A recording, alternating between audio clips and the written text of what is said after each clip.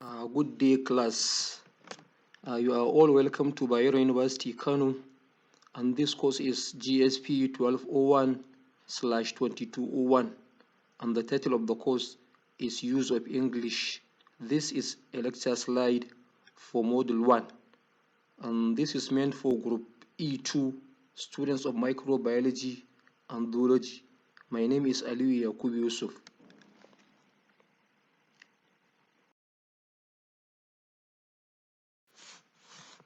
This module is the Module 1, and the title of the module is Vocabulary Development.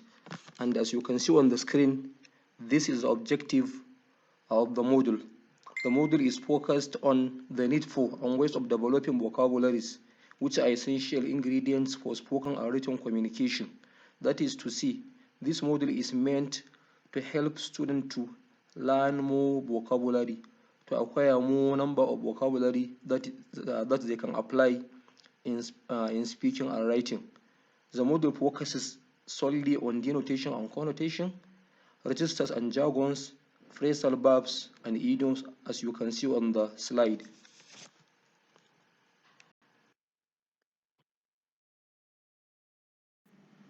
This is introduction to the module. There are different ways of understanding word meaning. Consulting the dictionary should be the last resort when other avenues fail. Yes, for someone to know the meaning of a new word, one doesn't have to go straight to the dictionary. You are advised to look for other possible ways of getting meaning of new words before finally going to a dictionary. The word etymology simply means the study of the origin of words. In English, there are many words which were initially borrowed from other languages. That is to say, many languages all over the world have contributed to the development of vocabulary in the English language. Languages such as Latin, French, Portuguese, and Greek have contributed a lot, but nowadays even African languages have contributed towards development of many words in the English language, perhaps due to the intermingling of people and globalization that has consumed virtually every nook and cranny in the world. When you look at the word, this word manipulate, it is of Latin origin, which begins with man, man, but it has nothing to do with gender or sex. In English, manipulate means being skillful in handling of objects.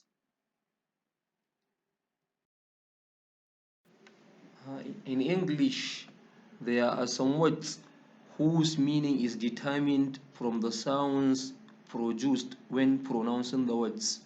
These words are called onomatopoeic words or onomatopoeia.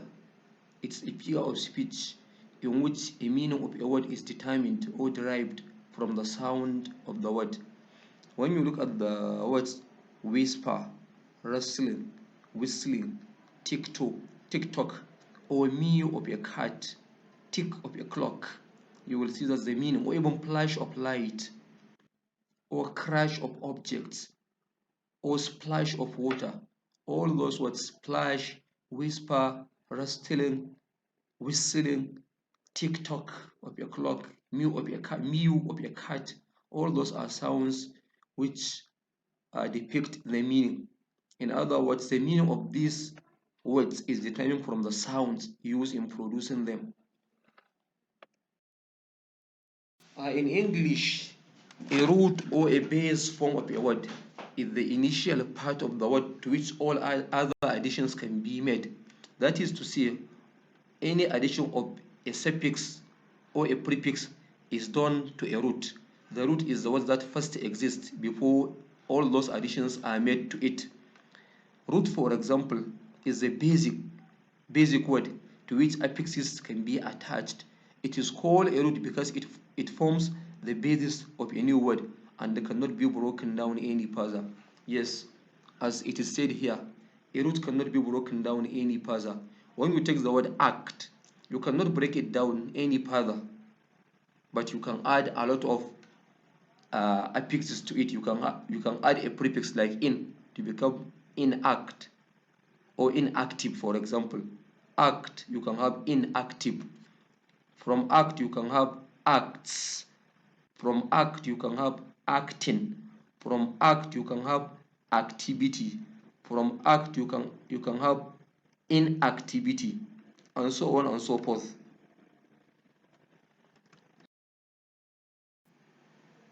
They are long words. Yes, in English there are many words, like I have said earlier on, which were borrowed from other languages. These words which were borrowed from other languages are called long words. Even though they are called long words, but no one expects the words to be given back to the languages from where they are borrowed. These are words borrowed from other languages and are used in the new language without changing the forms of the words. For example, the word coup d'etat is borrowed from French. Safari is borrowed from Arabic. Anonymous from Greek. Loot from Hindi. And cartoon from Italian, among others. There are many words, in fact. Thousands of English words were borrowed especially from French and from Latin and Greek. So English is riddled with a number of words which were borrowed from other languages. That is why it is the most developed and advanced language all over the world. Grammatical category of a word. Yes, for a learner of a new word, it's important you know the grammatical class of the word. It's important you identify the class to which the word belongs, whether it is a noun, whether it is a verb, whether it's an adjective, whether it's a preposition, an adverb, and so on and so forth. It's important you identify the grammatical class to which the word belongs. That will help you to learn the meaning of the word better and to know how to apply it in sentences. Context. Context simply means the setting in which a particular word is used. In English, the setting, the context, the place in which a word is used may determine its meaning. That is to say, the same word, if used in a different context, may mean a different thing. Context simply means the surrounding words that come before or after that particular word whose meaning you are looking for as a learner. A particular expression when used in an office could mean something else when used in a bar or in a classroom or in any other setting different from an office. When you take the word treatment, for example, as can be seen on this slide, treatment when used to a friend or a customer or a guest or a slave can mean something different from when it is used in a hospital by a doctor, which means an act of treating a patient, prescribing medicine, telling a patient what to eat or what not to eat. Likewise, the same word treatment when used in another context can mean purifying a water, an act of making water pure, purifying it. These three different meanings are recognizable when used because of the environment where it is used, topic in which it is used, and the person who used the word. Yes, sometimes not only the environment, even the topic as well as the person who uses the word can make it to mean different thing from when another person uses it. Intuition is a kind of innate or inborn knowledge of a language that native speakers are blessed with. Any native speaker of a particular language has an intuition, has known the meaning of some expressions simply by being born as a native speaker of that language. That is to say, an intuition is not something that can be learned easily. It is mostly inborn or innate or intuitive. A native speaker is simply blessed with the ability to know meanings of most of the words in his language simply because he or she is a native to that language. But still, a competent user of a language can develop a certain level of intuition in a language he or she is learning through extensive reading and rich exposure to the second language. The dictionary, which is the last resort for a learner of a language. When you come to learn the meaning of a new word, you are not advised to go straight to the dictionary to look for meaning of words. No. First of all, you are advised to use other avenues. When all these avenues have failed, then you can use the dictionary as the final resort.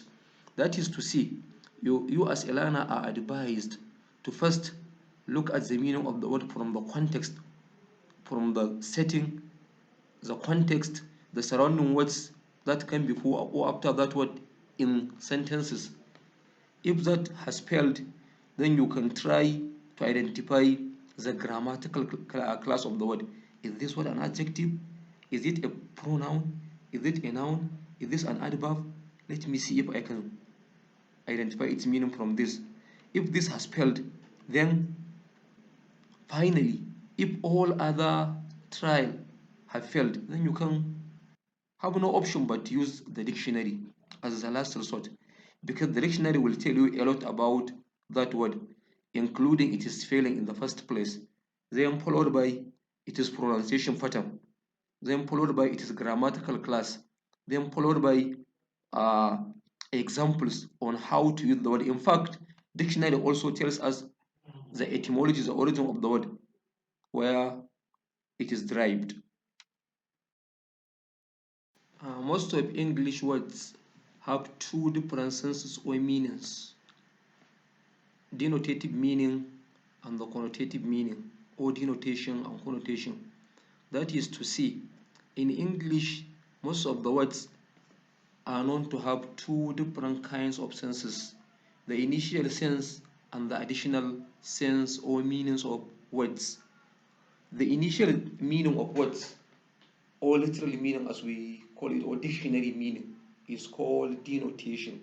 That is to say, denotation is the initial dictionary literal meaning of words, while connotation is the figurative, additional, suggestive, associative meanings of words. When you take the word dog, for example, it is denotation or denotative meaning means a particular type of domestic animal that barks, for example. That is denotation or denotative meaning of the word dog.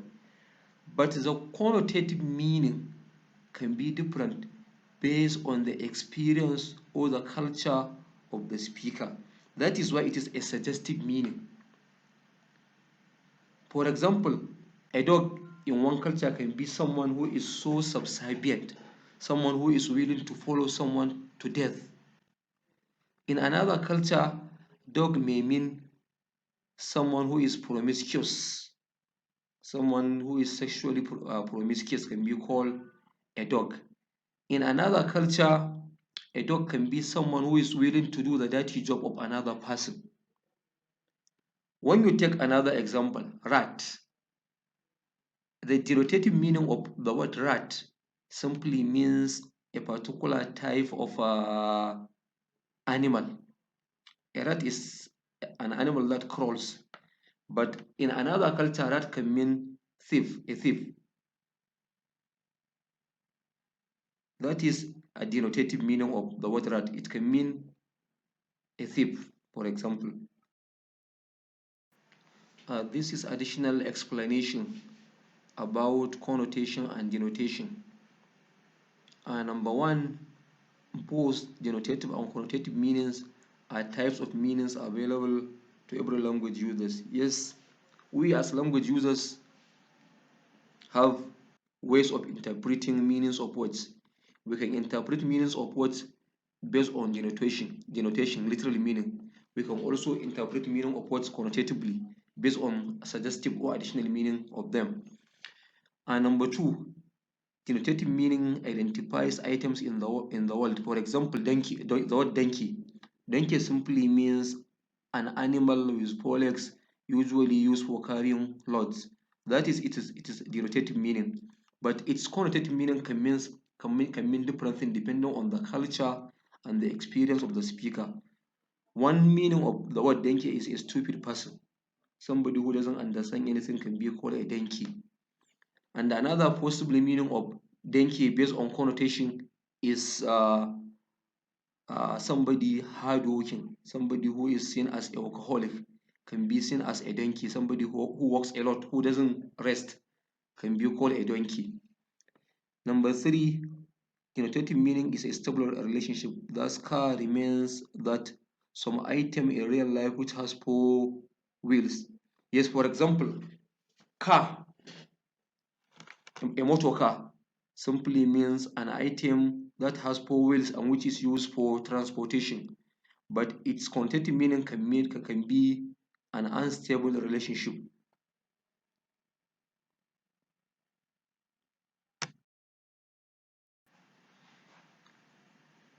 The next, number 4, in denotative meaning, meaning is concrete, while connotative meaning is abstract. That is to say, in terms of denotative meaning, we can see, we can feel, we can touch, we can identify items in the world, because that is the literal or real meaning of the words. But the other meaning is based on our experience, our association, our experience of events or our emotion. As such, that meaning is largely abstract, that cannot be seen, cannot be touched or identified. If, for example, we take the word rat, we can all see rat, we can see it crawling, we can show it to a person, see rat. But if we identify a person as a rat, that is our only kind of associating the meaning of the rat or the behavior of the rat and the behavior of that very person we are describing as rat. And number 5, in denotative meaning, a word may denote an item or entity with different shades of meanings. For example, when we say teacher, teacher has different shades of meaning or synonyms. He or she can be called a teacher, can be called a tutor, can be called facilitator, can be called a lecturer. All this mean one and the same thing. But as far as connotation is concerned, meaning is largely abstract, based on the behavior, event, idea, or feeling that we have. For example, when we talk about women, we assume that they are all gentle. Therefore, if somebody is described as a woman, it means he or she is too gentle. Don't be a woman. Don't be a woman. We mean someone is just too gentle, because men are believed not to be as gentle as women in most cultures. Likewise, pig is equated with being dirty. Rat is equated with being a thief, all with witchcraft, and so on and so forth. And it is important to note that on this slide, we can see that even in terms of connotation, we may have many words that have synonyms. For example, the word sour and rancid are synonyms, but they are not used in exactly the same way. You can identify sour, orange, sour, grapes, sour. Any fruit can be described as being sour, but rancid is used to describe mostly food items. Rancid food, rancid butter. The second example, blonde and brown. Blonde is mostly used to describe color of the hair, while brown is used to describe color of the dress. Even though the two words are synonyms, blonde and brown are more or less synonyms, but they are not used in the same way. Deep and profound. Deep gutter, profound wound. Bright and colorful. We mostly describe somebody as bright, a person as bright. The boy is bright, my child is bright. He usually comes first in his classes. Bright to describe a person, but colorful to describe clothes, attire, dresses. Statesman usually used for retired politicians who are not termed corrupt. But a politician means somebody who is in active politics and somebody who is described as being corrupt.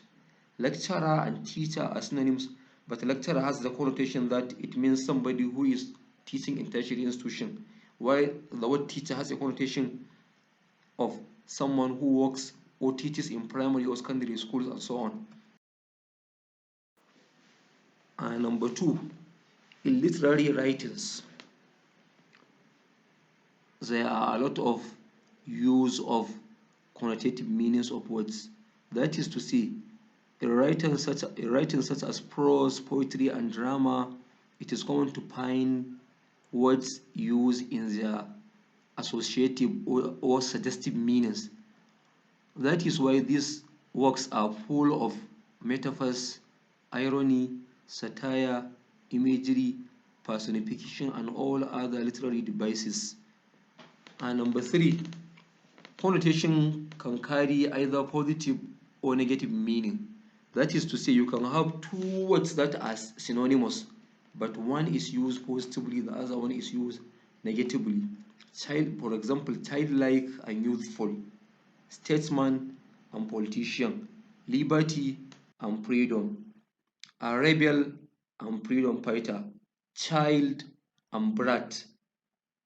All those are words which are synonyms, but one is used negatively, the other one is used mostly positively.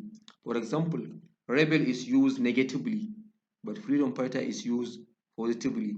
Statesman is used positively, politician negatively, and so on and so forth.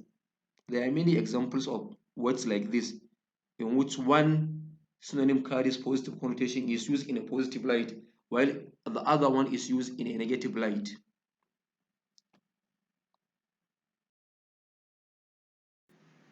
This slide talks about registers and jargons. In the first place, we have a register. A register simply means a technical vocabulary which is common to a particular profession or occupation, trade or activity. For example, just like we have a number of professions, occupations, disciplines, so we do also have a number of words which are commonly used in these disciplines. These words are what we call registers. When we talk about law as a profession, there are many words that are commonly found in law as a profession. When you hear words like judge, plaintiff, courtroom, witness, firm, and so on and so forth, you know we are talking about law. You know they are words commonly used in law as a profession. When we talk about education as a profession, there are words such as curriculum, such as lesson plan, such as syllabus, such as lesson note, such as lecture, and so on and so forth. These are words that are commonly used in education as a profession. When we talk about football as a profession, there are words such as player, referee, coach, penalty, foul, VAR, and so on. And so these are all words that are commonly associated to football as a discipline. So all those words that are commonly used in a particular discipline are known as registers. So law has some registers common to it: medicine, linguistics, tourism, football, education, accounting. All these are different professions or occupations where there are words that are specifically used by people in those disciplines. Those words are what we call registers.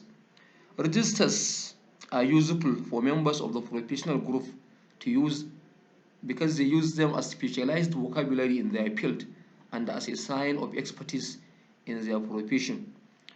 That is to say, registers are used specifically by members of a particular discipline or occupation as a sign of expertise to show that they are different from other people, because it's they who belong to that profession that are commonly associated with those words, and they are words that they use specifically in their conversation, and that is what makes their communication specific, precise, accurate, and unique. In other words, words that are uniquely used in this profession could be different from words that are uniquely used in another profession. It is the use of registers that makes a particular profession stands as unique from other professions. These are some examples of professions and their registers. For example, law. Look at registers like plaintiff, prosecutor, writ, dependent, appellant, mandamus, accused, petitioner. These are words that as soon as you heard them, you know that we are talking about law as a profession. Look at the second example, linguistics. We have words such as phoneme, allophone, plosive, rounded vowel, allomorph, syllabic, consonant. Then another example is politics. We have registers such as controversy, eloquent, declare, candidate, strategy, bank, canvas, veto, adverse, jubilant, gracious, and charisma.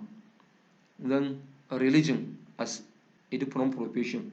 There are words such as blasphemy, animism, Buddhism, agnosticism, atheism,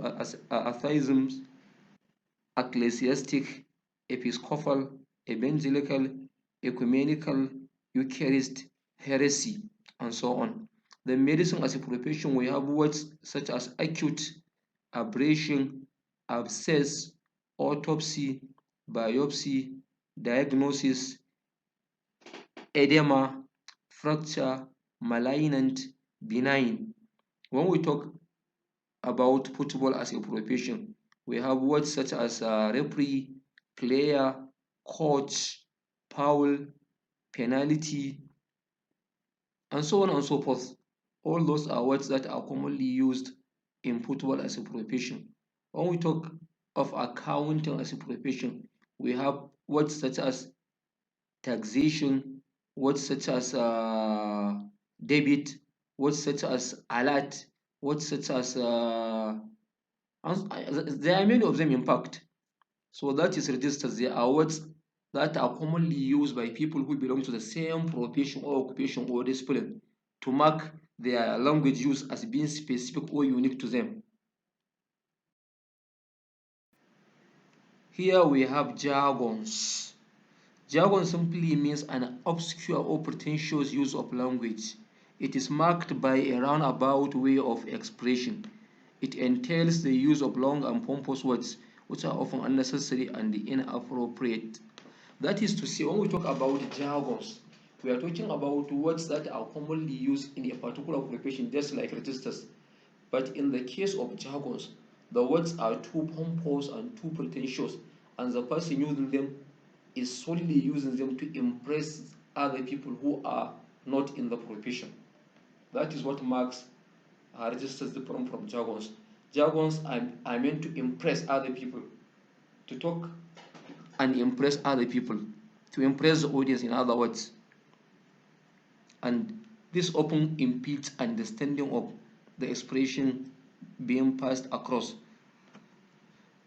And in order to know whether an expression is a jargon, we ask this question: can it be said in simple words without impeding the speaker's intent? If the answer is yes, then it is a jargon. If the answer is no, then it is a register.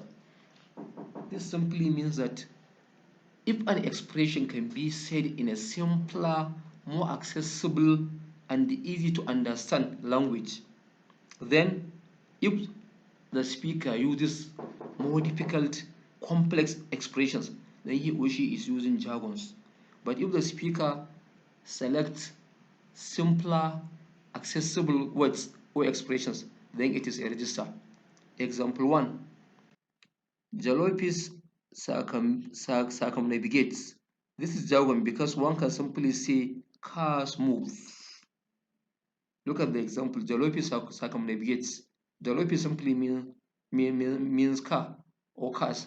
Circumnavigation simply means to move around. So Jalopis circumnavigates is a jargon because there is a simple way of saying it, that cars move.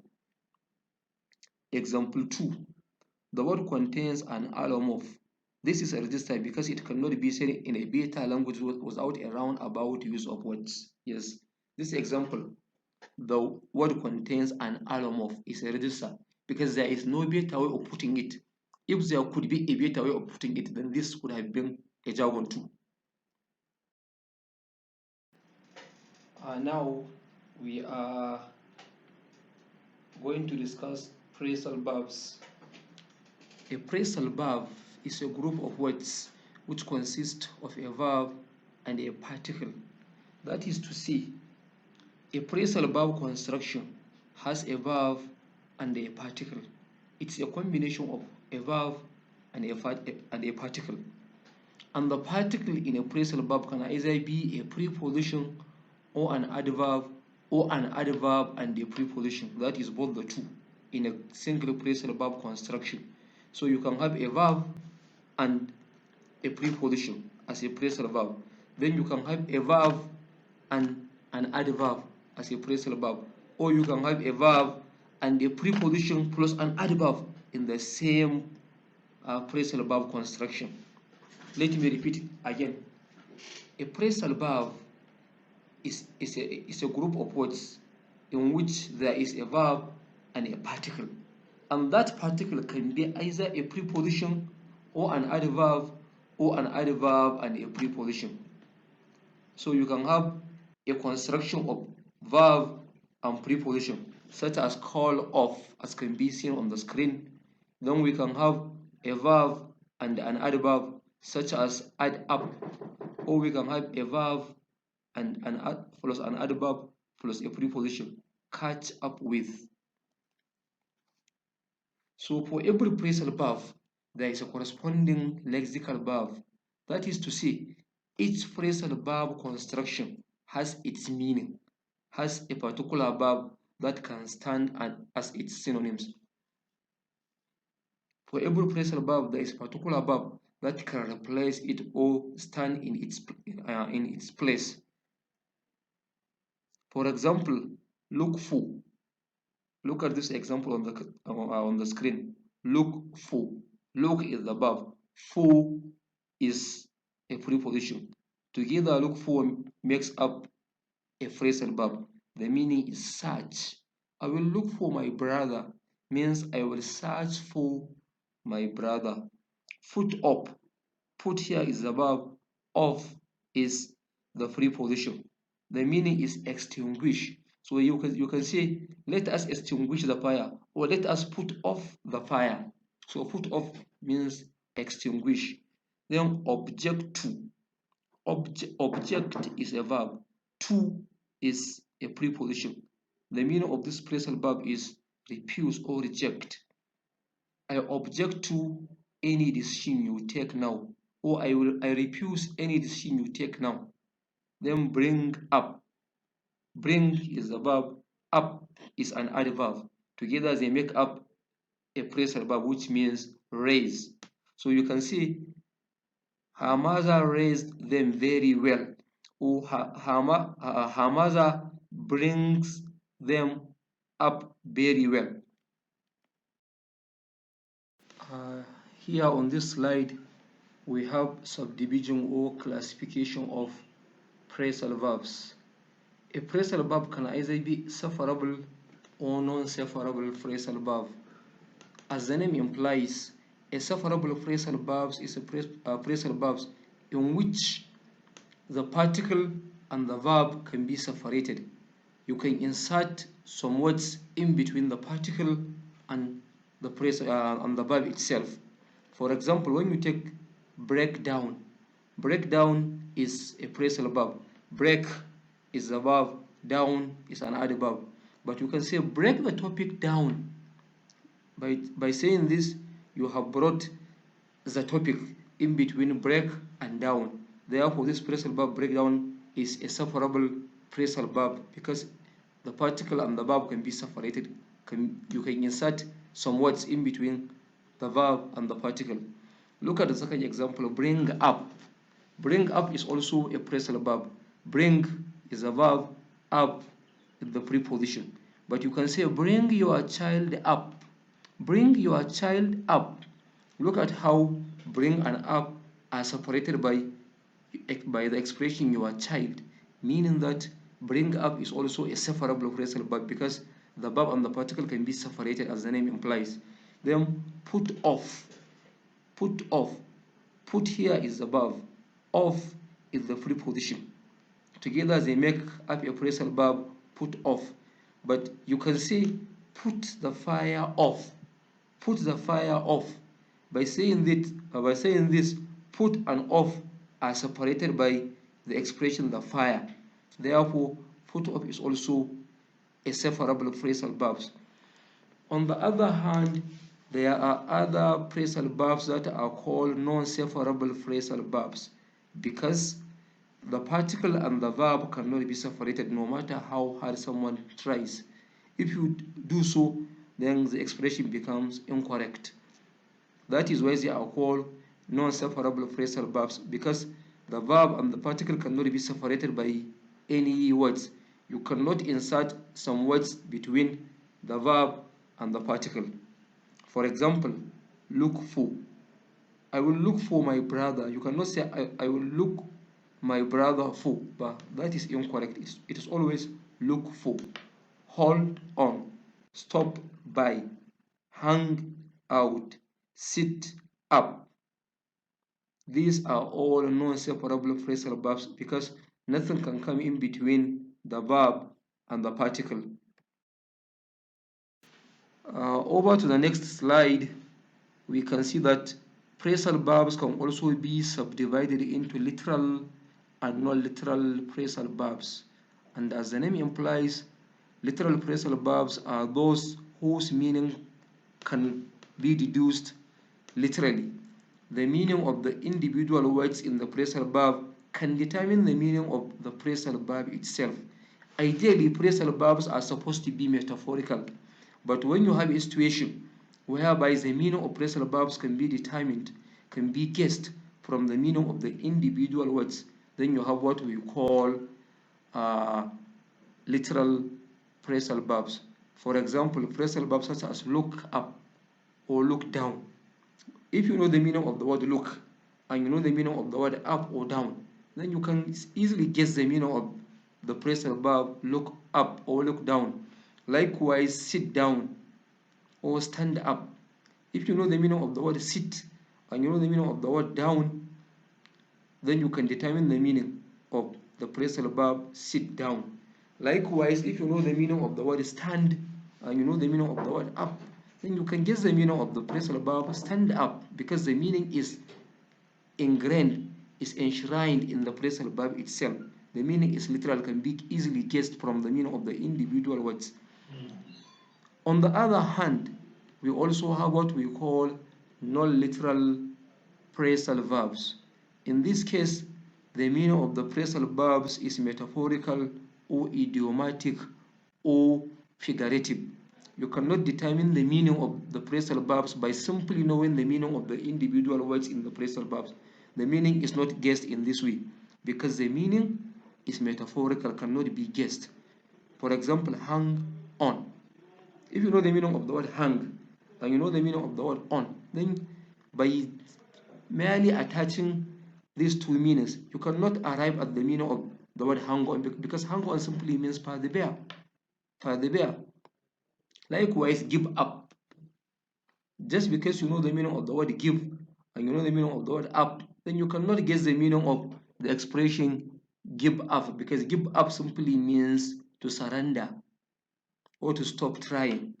So examples abound of both literal phrasal verbs and non-literal phrasal verbs.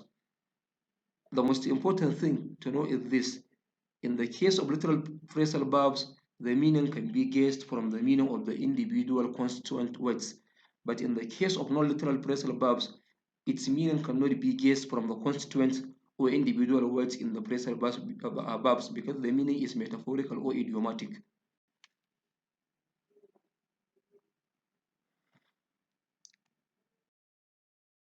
So, idiom.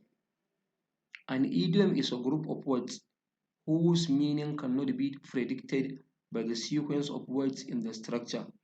This means that uh, an idiom is a group of words whose meaning cannot be determined by meaning of the individual words in the idiom. In other words, just because you know the meaning of the individual words in the idiom, that cannot help you to determine the meaning of the idiom itself. If we take the idiom, for example, spill the beans. If you know the meaning of the word spill and you know the meaning of the word beans, that you cannot use that knowledge to arrive at the meaning of the idiom spill the beans because spill the beans simply means to reveal a secret. So there's no relationship between the meaning of the idioms and the individual words in the idiom itself. That is to say, the meaning of idioms is metaphorical or figurative or non-literal. You cannot arrive at the meaning by simply knowing the meaning of the individual words. And idioms are mostly fixed expressions. That is to say, You cannot simply substitute any word in the idiom with a different word. Idioms defy what we call lexical substitution. You cannot simply replace any word in the idiom with another word. For example, we have an idiom, kick the bucket. Kick the bucket. You just cannot say played the bucket, or jack the bucket, or carry the bucket, and think that you are using the same idiom. No. The idiom is always kick the bucket. If we say he kicked the bucket, we mean he passed away or he died and he is no more. So you cannot replace the bucket with any other word, and neither can you replace kick with any other word. In idiom, there is no lexical substitution. The words are always fixed, fossilized, and archaic. Here are some examples of idioms and their meanings. On this slide, we can see about 7 idioms and their meanings. Beat around the bush, to avoid, which means to avoid talking about what is important. Get your act together, which means get organized and do things effectively. Hit the sack, which means go to sleep. Your guess is as good as mine, which means simply means I do not know. Good things come to those who wait, which means to have patience. Back against the world, meaning stuck in a difficult circumstance with no escape. Up in arms, meaning being grumpy or angry about something. Then over the next, on this slide, there are more examples of idioms and their meanings. As you can see, on one part, there is a list of idioms, and on the other side, the meanings of the idioms are given. For example, scrape the barrel, meaning making the most of the worst situation or things because you can't do anything about it. Burn your boats or burn your bridges means doing something that makes it impossible to go back to the original state. Break fresh or break new ground means doing something that has never been done before. Sell like hotcakes, which means quick sell out. Run around in circles, which means putting effort into something that is not worthwhile result. On cloud 9 means being very happy. Blow hot and cold means alternate inconsistently between moods and actions. On this slide, we can see the remaining examples of idioms and their meanings. Cut corners, boil the ocean, keep an ear to the ground, eat like a horse, and the snowball effect. But what is most important as far as idioms are concerned is that it's important for a learner of language to know how to use the idioms in sentences, not simply knowing the meaning of the idioms in isolation. It's important you know how to use them in sentences depending on the time or tense in which you want to express yourself. For example, an idiom like paint the tower red, which means to celebrate well into the night, or to spend the night celebrating by drinking, eating, and having fun. It can be the boys will paint the tower red if they win the match, or the players have painted the tower red after their victory, or I promise to paint the tower red if I pass all my exams. So as you can see, in one sentence it is paint, in another sentence it is painted, in another tense it is to paint. So there is this variation depending on the tense or the time of the action in which you want to use the idioms for. Finally, an idiom may look like a single word in that it can be used to replace a single word, but it doesn't really function as individual words. What I mean by this is that in the case of individual grammatical words, especially nouns, they can take singular and plural forms. You can have car, cars, boy, boys, table, tables, but idioms don't work like this. You cannot say, for example, kick the buckets. It is always kick the bucket, bucket in singular, not kick the buckets. Likewise, you cannot say to paint the towns red. It is always to paint the town red, town in singular. You cannot say to paint the towns red in plural. Likewise, if an idiom exists in plural, like spill the beans, you cannot say spill the bean. It is always spill the beans.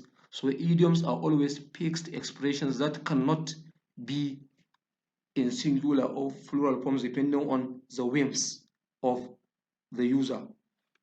Secondly, idioms also don't function in passive forms. You cannot say the bucket was kicked instead of kick the bucket. You cannot say the bucket was kicked in a passive form. No, you cannot do so because it is always fixed. Kick the bucket, but not the bucket was kicked. You cannot change the sentence into a passive form. Finally, idioms also don't take any comparative form. We have an idiom, this a red herring. You cannot say a redder herring or a reddest herring. No, that is also wrong with idioms. And this takes us to the end of the class. Thank you very much for listening.